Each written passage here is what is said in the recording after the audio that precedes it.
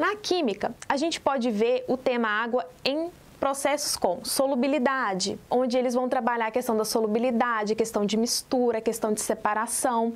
Outros processos também como densidade, calorimetria. Então, é um assunto bem diverso nas provas do Enem e, além de que na química, eles podem ter diferentes abordagens, né?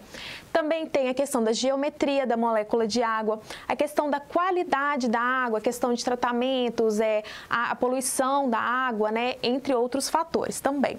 E também algumas propriedades das ligações químicas, estados físicos, sólido, líquido, gasoso, entre outros processos. Mas na aula de hoje a gente vai focar sobre 3 ciclos bem importantes que geralmente caem bastante também na prova. Mas na aula de hoje a gente vai trazer um pouco para 3 temas que também são recorrentes, que no caso é o ciclo da água, chuva ácida e também o tratamento dessa água através da ETA, estações de tratamento de água. Então, primeiramente, a gente vai falar um pouquinho sobre o quê? O ciclo da água. Primeiro, a água, né, no seu estado líquido, ele vai estar presente aonde? Nos rios, oceanos. Ela vai fazer o quê? Ela vai evaporar.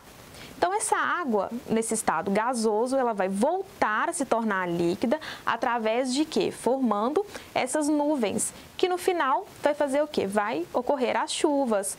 Então, a água vai se retornar para o processo, para o ciclo da água de 2 maneiras. Então, pessoal, ela vai fazer o quê? Ela vai condensar depois e vai precipitar, de maneira a poder ocorrer tanto a chuva também quanto a chuva de granizo. Então, processos que são extremamente importantes. Ciclo da água, a questão da evaporação da água, depois a condensação e a precipitação. São os processos que você tem que ter em mente quando falar de ciclo da água. E esse é um ciclo porque depois de precipitar, ele vai voltar a evaporar, condensar, precipitar. Então, isso é o quê? É um ciclo e é o chamado ciclo da água. Outro tema extremamente importante é o quê? A chuva ácida. Bom, gente, toda chuva ela é ácida. O que tem acontecido é que com o aumento da poluição, essa chuva tem ficado o quê? Mais ácida ainda, devido a esse fator que a gente chama de chuva ácida. Bom, vamos olhar nessa imagem agora. A gente pode observar que o quê? A queima desses combustíveis, né, contendo impurezas que são necessárias para o funcionamento desses veículos. Então, esse processo industrial, através de veículos, eles são liberados o quê? Alguns óxidos, principalmente de enxofre, também de nitrogênio. Então, eles são lançados, né, para a atmosfera e no processo de precipitação da água na chuva, vai ocorrer o quê? A reação desses óxidos com a água, e eles vão formar ácidos. E devido a esse fator, a gente tem o quê? A formação da chuva ácida. Tá, então, em resumo, o que acontece? A liberação desses óxidos através das indústrias, né? Óxido de enxofre, óxido de nitrogênio e com o processo da chuva, eles vão reagir esses óxidos formando esses ácidos. Então, se eu tenho a formação de ácido, eu vou fazer o quê? Vai ter a diminuição do pH da chuva, fazendo com que ela se torne mais ácida ainda.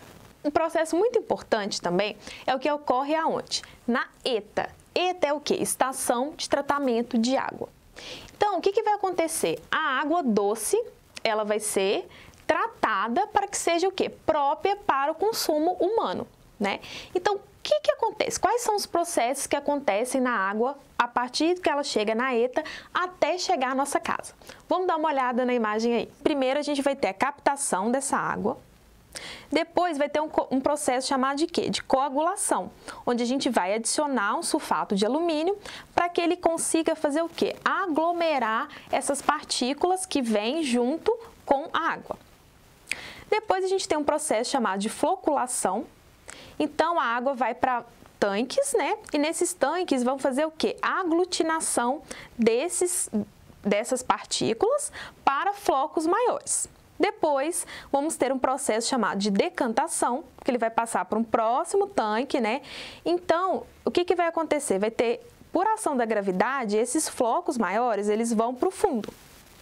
E na próxima etapa, eles vão ser o quê? Filtrados para tirar essas impurezas menores que ficaram depois desse processo de decantação.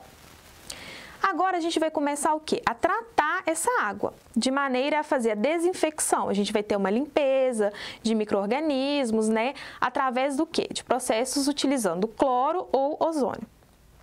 Depois a gente vai passar para um processo de fluoretação, que é a adição de flúor, que vai auxiliar na prevenção de cárie, né?